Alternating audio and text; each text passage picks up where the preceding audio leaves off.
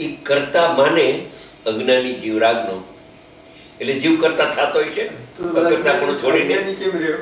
અજ્ઞાની કહેવાય ને, ઉપચાર જ ના આવે છે. અકર્તા માને છે કરતા, એનું નામ અજ્ઞાન. એ તો એની માન્યતા થઈ વિપરીત છે. મનુષ્ય નો થઈ ગયો પાડો, પાડો પાડો થઈ ગયો. પાડો થઈ ગયો સાચી વાત છે? પાડાનું ધ્યાન કરે,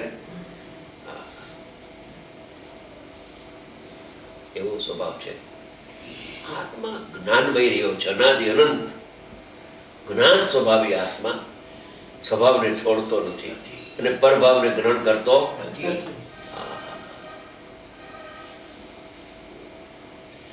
પહેલો પાઠ જ શીખવાડ્યો છે. બીજાની વાત પછી પરિપક્વ થવું છે એક વ્યસન. હવે લાંચ આપીને બીજી ચોપડીમાં ચડાવી દીધો, પછી બીજાના ક્લાસનો તો માસ્તર એ રીતે લેસન લેવા ઉભો થાય ને, તો એટલે પેલી ચોપડીનો પાઠ બોલવા માંડ્યો કે આ બીજા ક્લાસ છે, તું પેલી ચોપડીનો પાઠ તને કેને પાસ કરી દીધો? ગેટ આઉટ, પાછો મોકલી.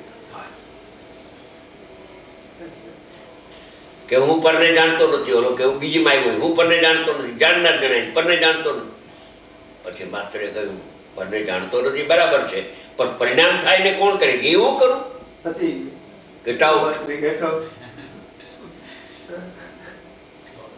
પરિણામને તો જીવ જ કરે ને, પરિણામને કોણ કરે?